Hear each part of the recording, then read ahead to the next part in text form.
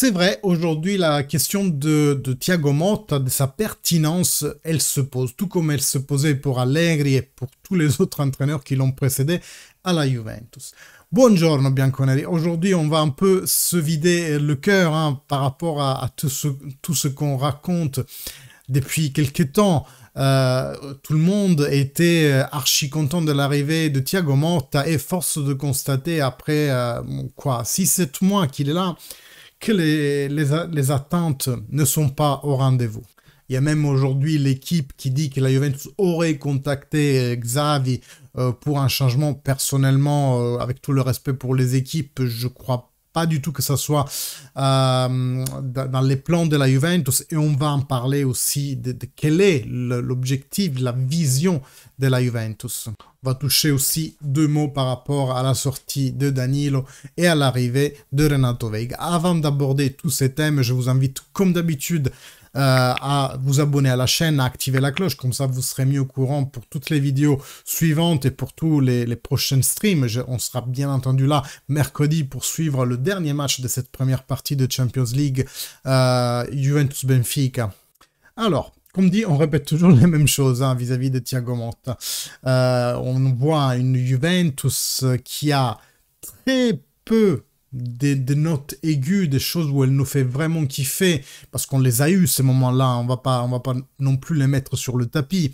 La remontada avec le Lipsia, la remontada avec l'Inter, mais aussi la victoire contre le Manchester City, qui, même si c'est une équipe qui a eu beaucoup de difficultés cette année, reste quand même une équipe hyper difficile à battre, avec pléthore de champions, et enfin, le Manchester City n'est plus à présenter. Mais à part ces notes aiguës, c'est vraiment ces élans qui nous faisaient espérer que la Juventus était un turning point, eh bien, on voit toujours une Juventus très plate, qui peut changer d'attitude non seulement entre deux matchs, mais à l'intérieur du même match. La photographie de ça, c'est le match à Naples d'il y a quelques jours, où tu fais une première mi-temps très bonne, où tu méritais même peut-être d'être au double avantage, parce que je vous rappelle qu'Yıldız a une occasion faramineuse au tout début du match, et qui voit après une deuxième mi-temps où on se fait compresser par le Napoli. On perd totalement en vivacité, on perd tellement en endurance, et c'est pas un problème physique, c'est surtout un problème mental. Cette équipe, c'est comme si à un moment, elle se déconnectait. Et ce manque d'attitude, on le disait l'année dernière pour Allegri, il faut le dire cette année aussi pour Thiago Motta, c'est aussi l'entraîneur qui doit l'infuser à l'équipe, parce que on peut avoir un joueur ou deux qui descendent de niveau mental ou voilà, et qui après, voilà, l'entraîneur peut remplacer. Mais si c'est toute l'équipe qui a une chute aussi évidente à l'intérieur du match, c'est forcément quelque chose qui vient du vestiaire de l'entraîneur. Et je veux vraiment focaliser votre attention sur deux causes qui, à mon avis, on fait en sorte, voilà, que l'édifice ne soit plus très stable. Je parle vraiment du vestiaire. La première, c'est bien entendu la sortie de Danilo.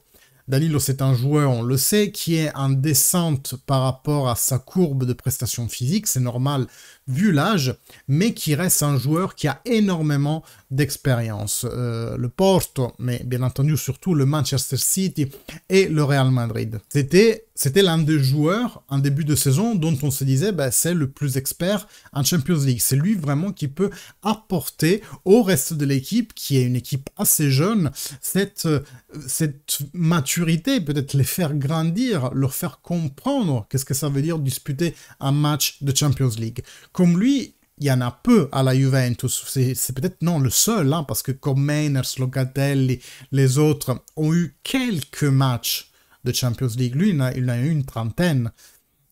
Donc je pense que oui, il était une figure à laquelle les joueurs regardaient quand ils rentraient dans le vestiaire. Vous pouvez dire, si notre joueur phare, si notre joueur d'aura, disons comme ça, et Danilo, c'est qu'il y a un problème, parce que nous, on est habitués au Buffon, au Del Piero, sans citer Conte, Chiellini, etc. Oui, ok, je vous vois venir avec ça. Par contre, actuellement, il n'y avait que lui cette année-là pour incarner ce rôle. C'est ça que je suis en train de dire. Et le fait de l'avoir chassé comme ça, comme un malpropre, moi, je vois très mal Danilo comploter dans l'ombre à la Continas, à faire en sorte que les joueurs voient mal Thiago Motta dans le vestiaire. Je vous dis là que, à mon avis, Danilo, je ne le vois pas, ok, faire des choses mauvaises, foutre vraiment la merde dans le vestiaire. Je le vois pas comme ça. J'ai tendance à le voir comme quelqu'un de plutôt bienveillant. Donc vraiment, le voir, ok, il joue pas parce qu'il est pas performant, même si match contre Manchester City, il a été très bien. Ok, pour ne pas le considérer dans le turnover des défenses, mais vraiment l'humilier en fin d'année dernière en le mettant en dehors de l'effectif. Tu pars en Arabie Saoudite sans lui alors que tu as Gatti et Kalulu qui sont en train de tirer la charrette depuis plusieurs semaines. Et puis vraiment le lâcher comme ça avec une rupture conventionnelle quelque part qui s'est actée aujourd'hui. Franchement, à mon avis, ça a dû bien faire poser des questions aux joueurs dans le vestiaire. Vraiment, comment tu en arrives là avec un joueur pourtant qui a l'air vraiment bienveillant? Après, ça se trouve, c'est un connard, je pense pas du tout. Mais vraiment, je vois pas comment tu peux en arriver à des choses comme ça avec un joueur comme Danilo. Et le deuxième point, c'est bien entendu l'immunité présidentielle dont bénéficie Kobe Mainers. Alors, on l'a dit en rigolant plusieurs fois, il doit faire les courses à Thiago Motta, lui aller chercher les chemises au pressing, être serviable quelque part, parce que c'est clair que c'est son chouchou. Il y a aucun doute là-dessus.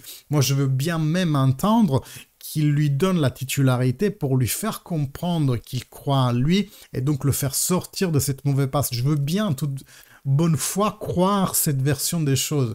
Mais à un moment donné, quand depuis des mois, depuis ton arrivée, tu nous dis que c'est la méritocratie qui compte pour toi, et qui est un joueur comme Douglas Luiz qui est vraiment la preuve que tu appliques cette méthode, même si les peu de minutes qu'il a joué, pour moi, il a même mieux joué que Kobe Mainers, eh bien, ça fait bizarre que tu n'appliques pas cette même règle pour Kobe Mainers.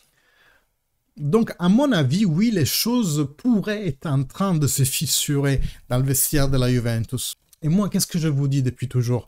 Je vous dis que d'accord si les résultats ne vont pas, d'accord si on joue mal, moi, ce qui me fait vraiment dire c'est fini pour cet entraîneur, c'est quand il y a des problèmes de vestiaire. Ça, c'est vraiment pour moi la chose irréparable. Et ce même si la faute n'est pas celle de l'entraîneur. Regardez qu'est-ce qui s'était passé à l'époque avec Ancelotti au Napoli. C'était pas sa faute. Même Fonseca récemment au Milan, à mon avis, c'était pas sa faute. Il avait raison. Parce que Conceição est en train de faire la même chose maintenant au Milan, d'exclure les Leao, les Théo Hernandez. Donc, des fois, c'est même pas la faute de l'entraîneur, mais il est vrai que vaut mieux changer peut-être un entraîneur que 10 joueurs, s'il a 10 joueurs contre. Donc, des fois, même la société est, comment dire, victime et se fait kidnapper par les joueurs quelque part.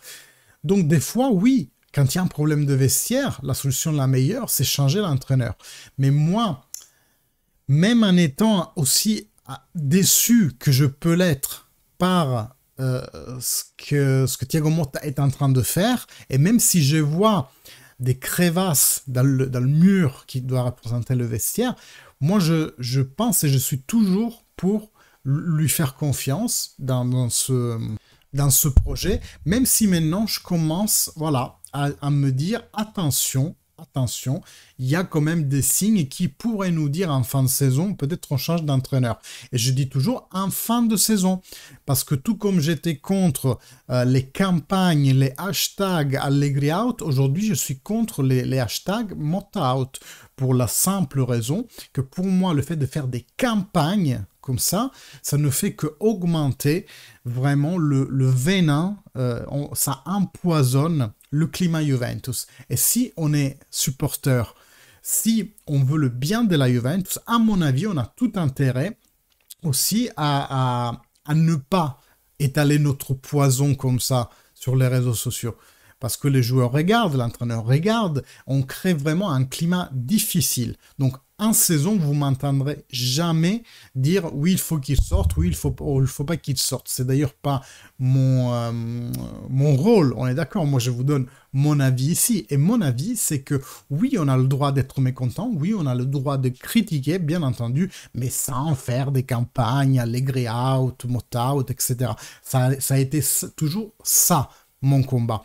Et je pense qu'aujourd'hui, il y a plein d'Allegri out qui doivent me voir faire le même discours, et peut-être ils se diront, ah ben finalement, c'était pas un allégriste. On verra ce qu'ils se disent, mais c'est juste une histoire de cohérence et une histoire de faire en sorte que la Juventus puisse s'exprimer de la meilleure façon. Oui, même si les choses vont mal, et encore aujourd'hui, les choses vont mal.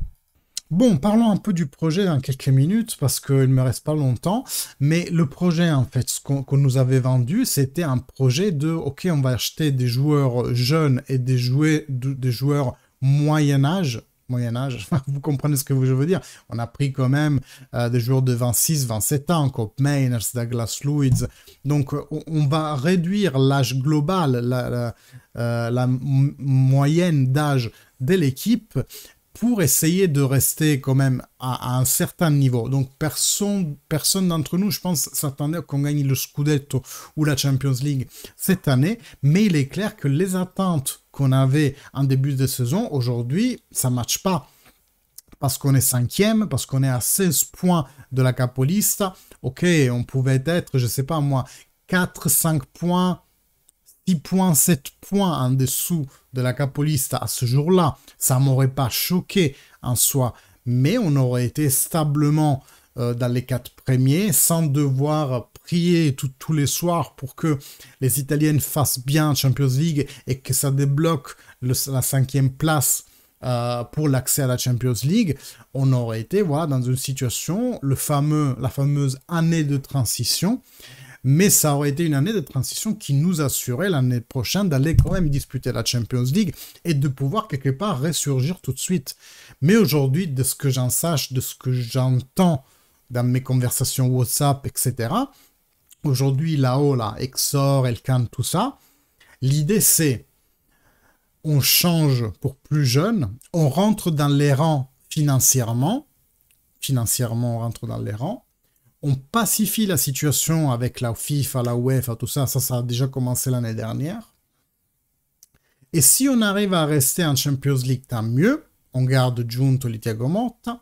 Si on n'y arrive pas, c'est pas grave, on les garde quand même et on continue. Aujourd'hui, quoi qu'il se passe, ils vont continuer avec Giuntoli et Thiago Motta. C'est ça qui m'arrive moi à l'oreille, notamment par Guido Tolomei, qui lui, il a des contacts directs.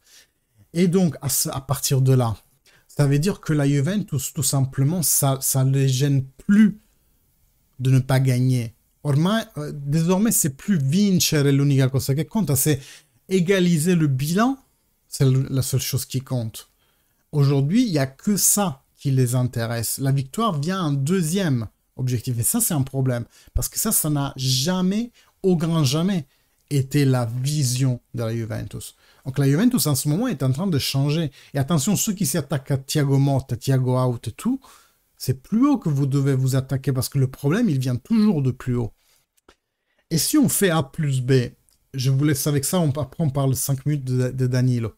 Si on réfléchit, tu te pacifies avec la FIFA et la UEFA, tu arrives à mettre le bilan à égalité, tu as donc une marque qui est non pas rentable, mais pas en perte non plus, et qui est une marque historique qui compte dans le football, parce qu'après Manchester United, il y a la Juventus, tout ça comme notoriété mondiale dans le monde du foot.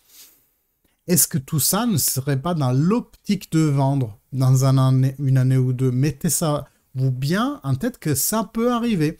Tout ça peut être un long processus qu'on a entamé l'année dernière, en se pacifiant avec la UEFA pour l'histoire de la Super League, en mettant au plat et en se mettant quelque part la faute sur le dos des plus-values, le truc des judiciaires d'il y a 2 ans.